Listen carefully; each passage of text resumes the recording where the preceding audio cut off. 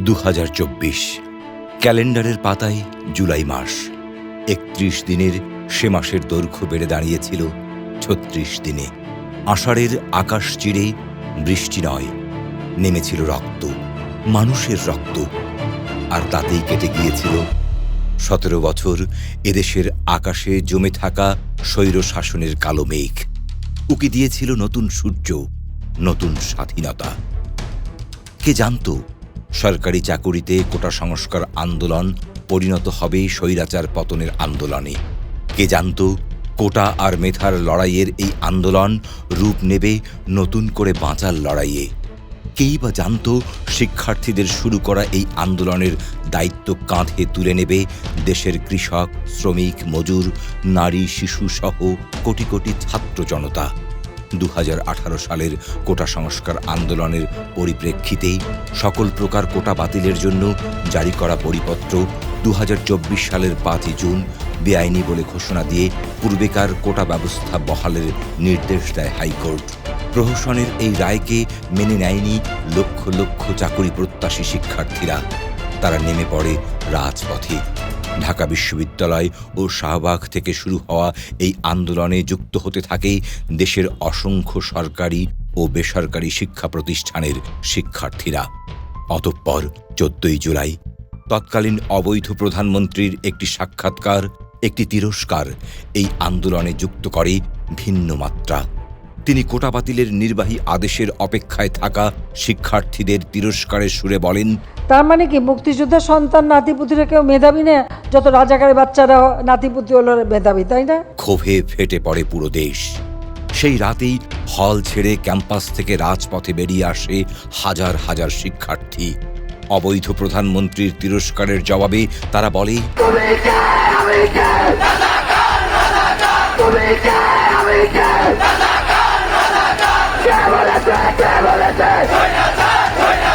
"15 July Awami পেটোয়া police বাহিনী, ছাত্রলীগ, যুবলীগের helmet বাহিনী দেশব্যাপী আন্দোলনরত শিক্ষার্থীদের ওপর পৈশাচিক হামলা চালায়। এমনকি তারা নারী শিক্ষার্থীদের উপরেও হাত তুলতে দ্বিধাবোধ করে না। হয়তো আন্দোলন সেদিনই দমে যেতে পারত, হয়তো সেদিনই মৃত্যু হতে পারত অনাগত স্বাধীনতার। কিন্তু সৃষ্টিকর্তার পরিকল্পনা ছিল অন্যরকম। আন্দোলনের উত্তাল তরঙ্গ এসে আছড়ে পড়ে উত্তরের জনপদ রংপুরেও।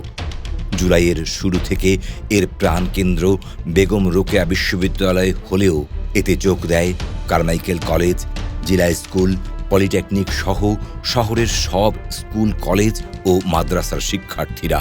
বাংলাদেশ ইসলামী ছাত্র শিবির রংপুর মহানগরের সম্মানিত সভাপতি জাকারিয়া ভাই এবং সেক্রেটারি নুরুদা ভাই দ্রুত মেডিকেল কলেজের দায়িত্বশীল ভাইদেরকে বলেন যে দ্রুত একটি রেসপন্স টিম গঠন করার জন্য। রংপুর মেডিকেল কলেজের ছাত্র শিবিরের পক্ষ থেকে, তৎকালীন মহানগর দায়িত্বশীল ভাইদের পক্ষ থেকে যৌথ সমন্বয়ে রেসপন্স টিম গঠন করা হয়েছিল এবং পুরো জুলাইতে আমরা আমাদের জায়গাতে সর্বোচ্চ পরিমাণ সাপোর্ট দিয়ে গেছি। 16 জুলাই রণক্ষেত্র রংপুর। সকাল থেকেই আন্দোলনে উত্তাল হয়ে ওঠে রংপুর নগরী। জেলা স্কুল গেট থেকে বের হওয়া শান্তিপূর্ণ মিছিল রংপুর পুলিশ লাইন্সের সামনে পৌঁছালে কোমলমতি শিক্ষার্থীদের উপরে বর্বরোচিত হামলা চালায় ফ্যাসিস্ট পুলিশ।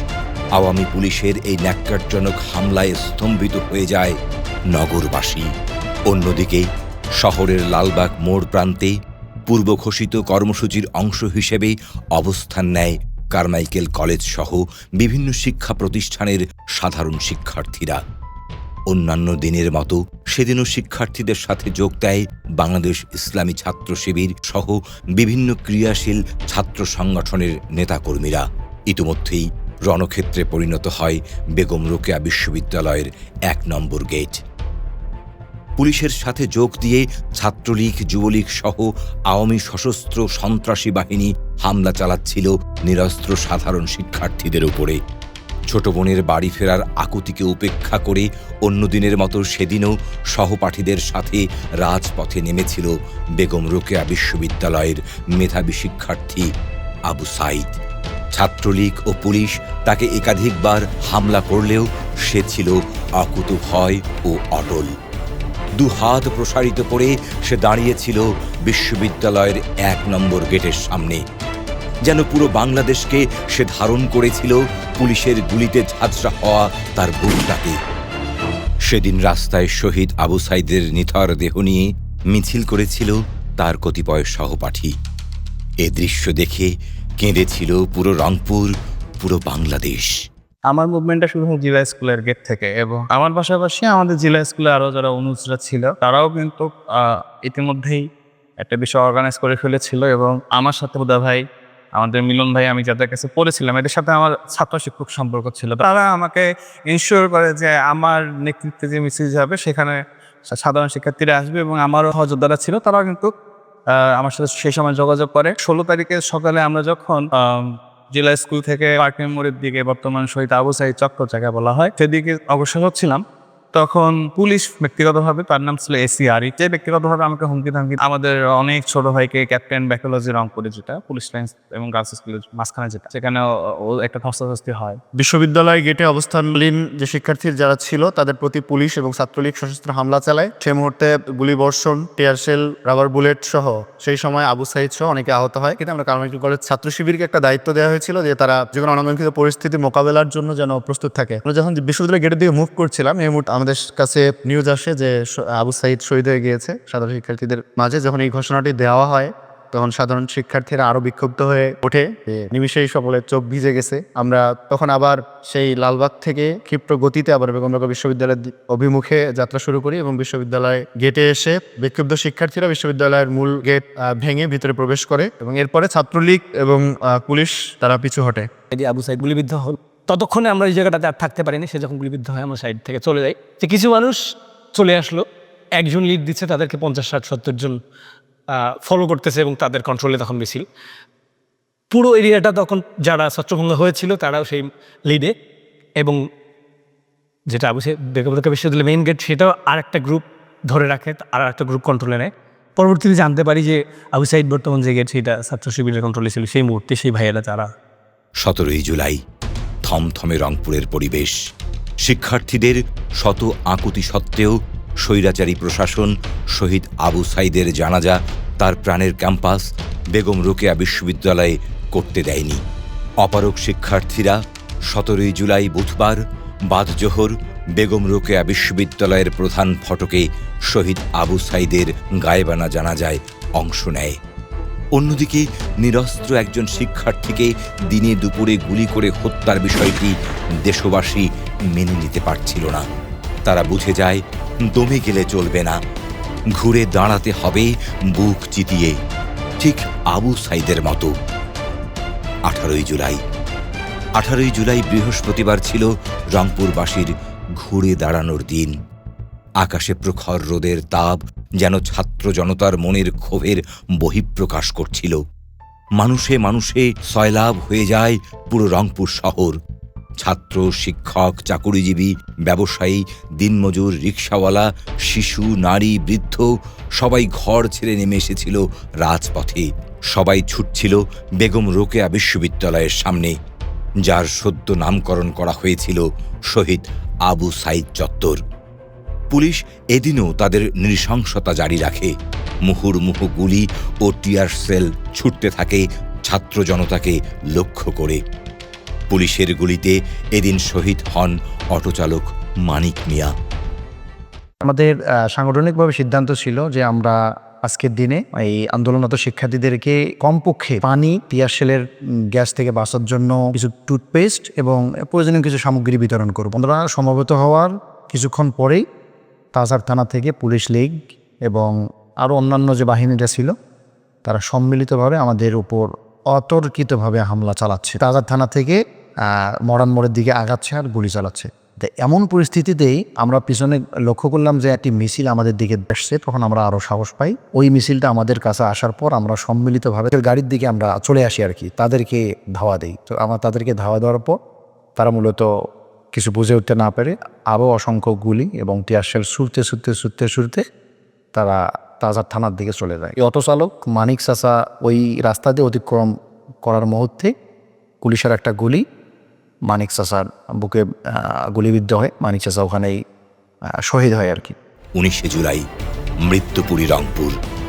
ফ্যাসিস্ট সরকারের ষড়যন্ত্রে সারা দেশের মতো রংপুরও সেদিন ইন্টারনেট বিচ্ছিন্ন এক নগরী। আন্দোলনকারীরা ঠিক বুঝে উঠতে পারছিল না তারা কোথায় একত্রিত হবে। মৃত্যু ভয়কে উপেক্ষা করেই কারফিউ ভেঙে তারা নেমে পড়ে রাস্তায়। জুমার নামাজের পর থেকেই শহীদ আবু সাইদ চত্বর, শাপলা চত্বর, জাহাজ কোম্পানির মোড়, সিটি বাজার, কাচারি বাজার ও জিলা স্কুল গেটের সামনে জড়ো হতে থাকে তারা। পুলিশ সেদিন সর্বশক্তি নিয়ে মাঠে নামে। লাথাল ওয়েপন, শর্টগান, সাউন্ড গ্রেনেডের শব্দে প্রকম্পিত হতে থাকে শহরের অলিগলি। পুলিশের ঊর্ধ্বতন কর্মকর্তারা সেদিন জল্লাদ রূপে নিজেরাই মাঠে নেমেছিল। নিরীহ নিরস্ত্র রংপুরের মানুষের রক্তের নেশায় তারা যেন উন্মত্ত পাগল হয়ে উঠেছিল। সেদিন পুলিশের গুলিতে প্রাণ হারায় বাংলাদেশ গ্লাস অ্যান্ড সিরামিক্স ইনস্টিটিউটের শিক্ষার্থী শিবিরকর্মী আবদুল্লাহ আল তাহির, কলা ব্যবসায়ী মেরাজুল ইসলাম মেরাজ, বৌরানী জুয়েলার্সের ম্যানেজার মুসলিম উদ্দিন মিলন, সবজি ব্যবসায়ী সাজ্জাদ হোসেন। আহত হয় অসংখ্য মানুষ। স্বজনদের উৎকণ্ঠা আহাজারিতে ভারী হয়ে ওঠে রংপুর মেডিকেল কলেজের ইমার্জেন্সি ওয়ার্ড। তাহির ভাইকে অ্যাম্বুলেন্সে ওঠার পর আমি যে দৃশ্যটা দেখতে পারলাম, আমি সেই দৃশ্য দেখার জন্য মোটেও প্রস্তুত ছিলাম না। তাহির ভাইকে যখন তাহির ভাই আমাকে বললো যে ভাই আমাকে একটু কাত করে ধরেন, আমি তাহির ভাইকে একটু কাত করে ধরলাম। কাত করে ধরার পরে যেটা দৃশ্য দেখতে পাই সেটা হচ্ছে ভাইয়ের পিঠের ডান সাইডে, প্রায় পিঠ দিয়ে যে বুলেটটা ঢুকেছিল সেটা পিঠের ডান সাইড দিয়ে বের হয়ে একদম মাংস ছিঁড়ে বের হয়ে গেছে একটা বড় গর্ত করে। আমি দেখে আমি কিছুক্ষণের জন্য স্তব্ধ হয়ে যাই। আমি সামন থেকে ওই কাপড়টা নিয়ে পিছনে চাপ দিয়ে ধরি। ভাইয়ের দেখেই বোঝা যাচ্ছিল যে মাংস ছিঁড়ে, রক্ত ছিঁড়ে সব বের হয়ে গেছে, এরকম কিছু। তারপর আমরা কিছুক্ষণের মধ্যে হসপিটালে পৌঁছাই, ভাইকে জরুরি বিভাগে নিয়ে যাওয়া হয়। 11:45-এর দিকে আমি আইসিইউতে আমাকে ডাক্তার ডাকে, আমি যাই। সেখানে গিয়ে আমাকে ডাক্তার বলে যে শক্ত হতে হবে, আপনার ফ্রেন্ড আর দুনিয়াতে নাই। আন্টির কাছে যায়, আন্টিকে গিয়ে বলে যে সালাম দিয়ে বলে, আন্টি কিছু বলার আগে আন্টি বলে ফেলে, আমি বুঝতে পারছি, আমি প্রস্তুত আছি, তাহিরকে বের করো। তারপর এক পর্যায়ে আমরা আইসিইউ থেকে তাহির ভাইয়ের মৃতদেহ বের করলাম। ভাই শাহাদাত বরণ করেন। 19 তারিখে যে রংপুরের ইতিহাসে জুলাই আন্দোলন একটি অন্যতম গুরুত্বপূর্ণ ইতিহাস। আমরা মূলত আন্দোলন পার্কের মোড় থেকে শুরু করে সিটি বাজার মুখে আসতেছিলাম। পুলিশের বাধার মুখে পড়ে আমরা সিটি বাজারের ওখানে, এবং পুলিশ নির্বিচারে সাধারণ শিক্ষার্থীদের উপরে গুলি চালিয়ে অসংখ্য ভাইকে গুলিবিদ্ধ করে। প্রতিদিনের আন্দোলন, সেই আন্দোলনগুলোতে ইসলামী ছাত্র শিবির ওতপ্রোতভাবে জড়িত হয়ে শিক্ষার্থীদের নিরাপত্তা দেওয়া, তাদের পানি দেওয়া, তাদের সব রকমের যে ফেসিলিটিসগুলো আছে এগুলো দেওয়ার দায়িত্ব ইসলামী ছাত্র শিবির গ্রহণ করে। বিভিন্ন জায়গা থেকে শুধু শুভাকাঙ্ক্ষীদের থেকে সহযোগিতা নিয়ে শিক্ষার্থীদের আন্দোলনকে কিভাবে টিকিয়ে রাখা যায় সেই পরিকল্পনা আমরা বাস্তবায়ন করতে থাকি। এরপর স্বৈরাচারী সরকার তার গদি বাঁচাতে কত কিছুই না করল। দায়ের হলো শত শত মিথ্যা মামলা, শুরু হলো খুন, গণগ্রেফতার, নির্যাতন, গুম। রাস্তায় নামানো হলো মিলিটারি, সাথে যুদ্ধযান। কিন্তু দেরি হয়ে গিয়েছিল। ততদিনে আওয়ামী লীগের মৃত্যু পরোয়ানা জারি হয়ে গিয়েছিল। দিনে দিনে তীব্র হলো আন্দোলন। প্রবাসীরাও রেমিটেন্স পাঠানো বন্ধ করে এই আন্দোলনে তাদের উপস্থিতি জানান দিল। উল্লেখ্য, আবু সাইদ হত্যা মামলায় ফাঁসানো হয়েছিল তারই সহযোদ্ধাদের। ফ্যাসিস্ট পুলিশের এই ঘৃণ্য পরিকল্পনা দেশের মানুষের সামনে উন্মোচন করে বাংলাদেশ ইসলামী ছাত্র শিবির রংপুর মহানগরী। এতে প্রয়োজনীয় দিক নির্দেশনা দেন তৎকালীন মহানগর ছাত্র শিবিরের সেক্রেটারি নুরুল হুদা। 3রা আগস্ট, 34 জুলাই পুলিশের আত্মসমর্পণ। বৃষ্টি ভেজা রংপুরের রাজপথে সেদিন হাজারো শিক্ষার্থীকে পুলিশ বরণ করে নিল ফুল দিয়ে। এটা ছিল এক প্রকার আত্মসমর্পণ। সেদিন হিংস্রতা আর কাপুরুষতার বিপরীতে জয় হয়েছিল শিক্ষার্থীদের, জয় হয়েছিল রংপুরের মানুষের। 4 আগস্ট, 35 জুলাই আওয়ামী মুক্তিকরণ। পুলিশের অসহায় আত্মসমর্পণ দেখে আওয়ামী সন্ত্রাসীরা নিজেই এই আন্দোলন দমানোর শেষ চেষ্টা হিসাবে ছাত্র জনতার উপরে সশস্ত্র হামলা করে বসে। হাজার হাজার শিক্ষার্থী ও জনতার তাড়া খেয়ে তারা পিছু হটতে বাধ্য হয়। 5 আগস্ট ফ্যাসিস্ট সরকারের পতন হলেও রংপুর মূলত স্বাধীন হয়েছিল একদিন আগেই। 3 তারিখ পুলিশের আত্মসমর্পণ করার পর আমাদের 4 তারিখের কর্মসূচিতে রংপুরের আপামর ছাত্র জনতা নতুন উদ্দীপনা নিয়ে অংশগ্রহণ করে। আমরা সকাল থেকেই রংপুর টাউন হলের সামনে আমাদের অবস্থান কর্মসূচি পালন করি। ইতিমধ্যে আমরা খবর পাই যে রংপুরের বিভিন্ন প্রান্ত থেকে ছাত্রলীগ যুবলীগের সন্ত্রাসীরা জাহাজ কোম্পানি মোড়ে একত্রিত হয়েছে। ঠিক জোহরের নামাজের আগে দেশীয় অস্ত্র, রামদা, পিস্তল নিয়ে আমাদের কর্মসূচিতে আক্রমণ করার জন্য অগ্রসর হয়। রংপুরের আপামর ছাত্র জনতার সম্মিলিত প্রচেষ্টায় আমাদের আক্রমণকে প্রতিহত করতে সক্ষম হয়। 36শে জুলাই বিপ্লব সংগঠিত হয়েছিল। আর এই 36শে জুলাই বিপ্লবের রংপুর মহানগরীতে আন্দোলনের শুরু থেকে শেষ পর্যন্ত ময়দানে থাকার সর্বোচ্চ চেষ্টা করেছিলাম। কিন্তু জীবনের সাথে ঘটে যাওয়া খুব গুরুত্বপূর্ণ একটি ঘটে গিয়েছিল 4 আগস্ট। যেই 4 আগস্টের মধ্যে সন্ত্রাসী এবং ফ্যাসিস্ট বাহিনী সরকারি মদদে তারা মারাত্মকভাবে আমাদেরকে গুলি করার চেষ্টা করেছিল। আমাদের ছেলেপেলেরা, সকল স্কুল কলেজ মাদ্রাসার শিক্ষার্থীরা আমাদের টাউন হলের সামনে সুসংগঠিত করার সর্বোচ্চ চেষ্টা করেছিলাম। এবং ছাত্রলীগের গুন্ডা বাহিনী যখন আমাদেরকে বারবার আক্রমণ করছিল গুলি দিয়ে, হকস্টিক দিয়ে, চাপাতি দিয়ে, তখন তাদের পাশে থেকে প্রতিরোধ গড়ে সকল পেশাজীবীর মানুষ এবং শিক্ষার্থীদেরকে সুসংগঠিত করার মধ্য দিয়ে তাদেরকে প্রতিরোধ করে তাদেরকে সেখান থেকে পালাতে বাধ্য করেছিলাম। 5ই আগস্ট, 36 জুলাই চূড়ান্ত বিজয়।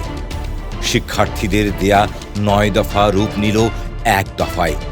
4 আগস্ট রাতে ঘোষণা এলো, পরশু নয় কালই আসতে হবে Dhaka, long march to Dhaka. Lakh lakh মানুষের ঢাকায় আসার কথা শুনে সেনাবাহিনীর সহযোগিতায় দেশ ছেড়ে পালিয়ে নিজের প্রভুর কাছে আশ্রিত হয় অবৈধ প্রধানমন্ত্রী শেখ হাসিনা। আওয়ামী শোষণের দীর্ঘ 17 বছর পর স্বাধীন হয় বাংলাদেশ। স্বৈরাচার পতনের খবরে রংপুর পরিণত হয় উৎসবের নগরীতে। আমরা এমন একটি যুগ সন্ধিক্ষণে উপস্থিত হয়েছি যে সময় স্বৈরাচার হাসিনার পতন হয়েছে। সেই সময় বাংলার জনতার বিজয় হয়েছে। আকাশের কালো মেঘ যেন আনন্দ অশ্রু হয়ে বৃষ্টিরূপে ঝরে পড়ল পুরো নগর জুড়ে।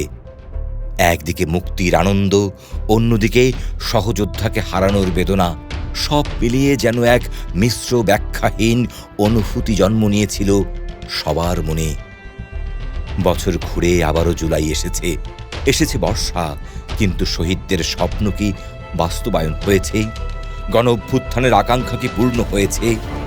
যদি না হয়ে থাকে তাহলে বুঝতে হবে যুদ্ধ এখনো শেষ হয়নি।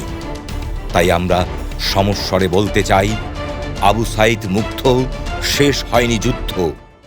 24-এর গণ অভ্যুত্থান ছিল সাধারণ ছাত্র জনতার ঐক্যবদ্ধ প্রতিরোধের একটি আন্দোলন। আমরা কেন্দ্রীয় নির্দেশনার আলোকে রংপুরে শুরু থেকেই সেই আন্দোলনে যুক্ত থাকার চেষ্টা করেছি। তো সেই আন্দোলনের দিনগুলোতে আমাদের প্রায়োরিটি যেটা ছিল যে ছাত্র জনতাকে কীভাবে ঐক্যবদ্ধ রাখা, তাদের সর্বোচ্চ নির্দেশনা দেয়া, সাপোর্ট দেয়া, আমরা সেই সাপোর্টগুলো শুরু থেকেই দেওয়ার চেষ্টা করেছি। আমরা পৃথকভাবে মেডিকেল টিম গঠন করার চেষ্টা করেছি। আমরা দেখেছি 16 তারিখ, 18 তারিখ, 19 তারিখ ছিল রংপুরের আন্দোলনের ইতিহাসে রক্তক্ষয়ী 3টা দিন। আমরা সেই দিনগুলোতে আবু সাইদ, আব্দুল্লাহ তাহির, মানিক, সাজ্জাদ সহ বেশ কয়েকজন ভাইকে আমরা হারিয়েছিলাম। তো সেই শহীদের লাশের পাশে থেকে রক্তাক্ত সেই শহীদের রক্ত ছুঁয়ে সেই শাহাদাতের কফিন কাঁধে বহন করে আমরা উপলব্ধি করেছি আমাদের দায়িত্বের বোঝা আমাদের শহীদের ভাইয়েরা আমরা কত বেশি বাড়িয়ে দিয়েছিলেন। আমরা সেই সময়টাতেই শহীদের রক্ত ছুঁয়ে শপথ করেছিলাম, শহীদদের রক্তের প্রতিশোধ আমরা অবশ্যই নেব। আলহামদুলিল্লাহ, আল্লাহ তাআলার অশেষ কৃপায় আপামর ছাত্র জনতার সকলে ঐক্যবদ্ধ আন্দোলনের মধ্য দিয়ে ফ্যাসিবাদী হাসিনার পতন ঘটেছে। ইসলামী ছাত্র শিবির প্রত্যাশা করে জুলাইয়ের এই স্পিরিটকে ধারণ করে বাংলাদেশের সকল সাধারণ মানুষ, সকল রাজনৈতিক দলগুলো তাদের আগামী দিনের কর্মসূচি গ্রহণ করবে। 16 জুলাই রংপুরের কৃতি সন্তান আবু সাহিদ এই আন্দোলনে সামিল হয়। সেও চাকরির দাবিতে, নিজের অধিকার আদায়ের দাবিতে পুলিশের সামনে বুক চেতিয়ে দাঁড়িয়েছিল। নিরস্ত্র আবু সাইদকে সেদিন খুনি হাসিনার পেটুয়া বাহিনী যেভাবে নৃশংসভাবে গুলি করে হত্যা করেছে, সে দৃশ্যটি প্রত্যেকটি বিবেকবান মানুষের হৃদয়কে নাড়া দিয়ে গেছে। রংপুরে মূলত সবথেকে বেশি যে মেসাকারটা হয় আন্দোলনে, সেটি হচ্ছে 19 তারিখ শুক্রবার। সেদিন ছাত্র শিবিরের আব্দুল আল তাহির, ফল ব্যবসায়ী মিরাজুল ইসলাম, স্বর্ণকার মিলন ভাই সহ খুনি হাসিনার পেটুয়া বাহিনী গুলি করে নৃশংসভাবে হত্যা করে। প্রায় 400 জন সেদিন ছাত্র জনতা আহত হয়। আমরা বলতে চাই এই দ্বিতীয় স্বাধীনতা জুলাই বিপ্লবের মাধ্যমে আমরা যেটা পেয়েছি, আমরা এটা কি কোনোভাবেই বিক্রি হতে দিব না। কিছু কুচক্রি মহল এই জুলাইকে নিয়ে আজকে তামাশা শুরু করেছে। শহীদরা যে স্বপ্ন নিয়ে, যে আকাঙ্ক্ষা নিয়ে তারা জীবন দিয়েছে, আমরা তাদের সেই আকাঙ্ক্ষা পূরণের জন্য আমরা সেই বাংলাদেশ গড়ার চেষ্টা করব ইনশাল্লাহ। প্রয়োজনে আবারও রংপুরের মানুষ আরও একটি জুলাইয়ের জন্য যদি জীবন দেওয়ার প্রয়োজন হয়, রংপুরের মানুষ আবারও জীবন দেওয়ার জন্য প্রস্তুত আছে। আরও একটি সার্বভৌমত্বের প্রশ্নে যদি ঐক্যবদ্ধ হওয়ার প্রয়োজন হয়, রংপুরের মানুষ সেই জায়গায় আবারও প্রস্তুত আছে।